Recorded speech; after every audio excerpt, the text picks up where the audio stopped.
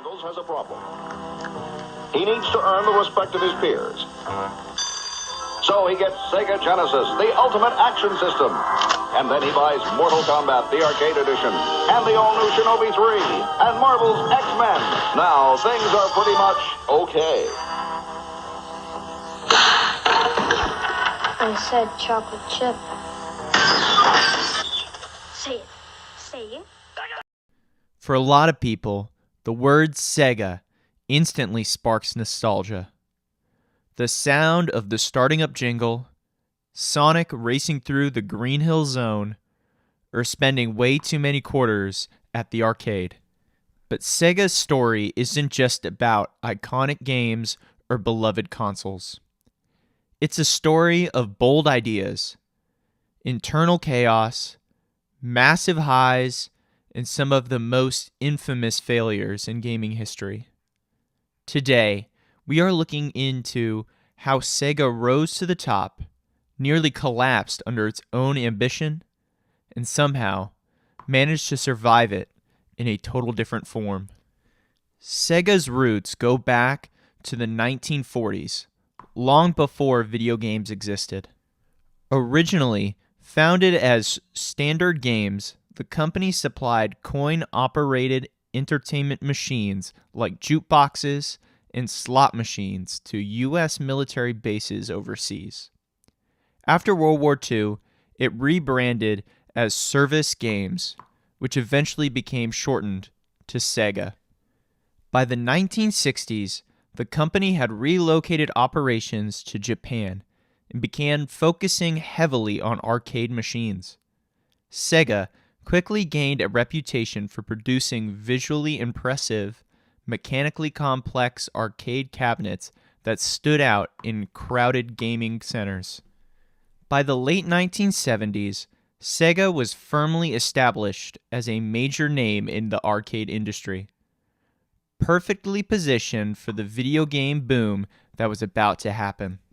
Sega entered the home console market in the early 1980s with systems like SG-1000 and the Master System. While technically impressive, these consoles struggled to compete with Nintendo's dominance in Japan and North America. However, Sega learned from these early missteps. Instead of competing head-on with Nintendo's family-friendly image, Sega chose a different identity, one that emphasized speed, attitude, and arcade-style action. That strategy would define Sega's biggest success. In 1989, Sega launched the Genesis, known as the Mega Drive outside North America. Backed by aggressive marketing campaigns like Sega does what Nintendo don't, the Genesis positions itself as the edgy alternative to Nintendo. This era gave birth to legendary franchises including Sonic the Hedgehog, Streets of Rage, Altered Beast, and Golden Axe.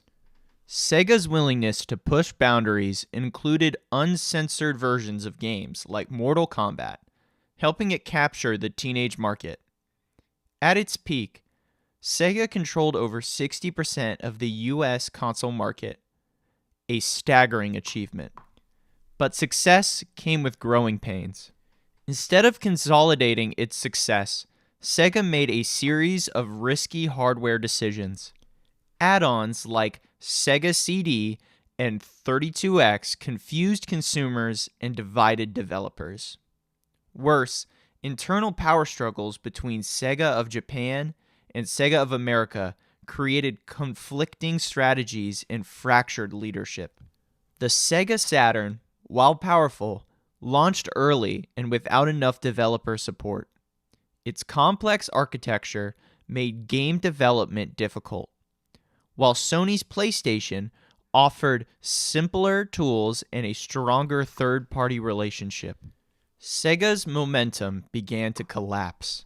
The Dreamcast was Sega's final console and arguably its most innovative. It featured built-in internet connectivity, online multiplayer, and a forward-thinking design. Games like Jet Set Radio and Crazy Taxi pushed creativity and technical boundaries. Critics and fans loved the system, but the damage had already been done. Consumers' trust were low, and Sony's PlayStation 2 dominated the market. In 2001, SEGA officially exited the console business. Rather than disappearing, SEGA reinvented itself as a third-party publisher. Today, SEGA thrives by publishing across all platforms, revitalizing classic IP, investing in PC and mobile games, and acquiring successful studios. Modern hits like a Dragon, Persona, and Total War have earned SEGA critical and commercial success. While Sonic remains a pop culture icon through games, movies, and merchandise, SEGA may have lost the console wars, but it helped define what modern gaming looks like.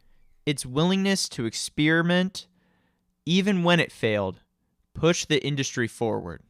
Few companies have influenced gaming culture as deeply as SEGA. And even now, decades later, that iconic startup sound still means something.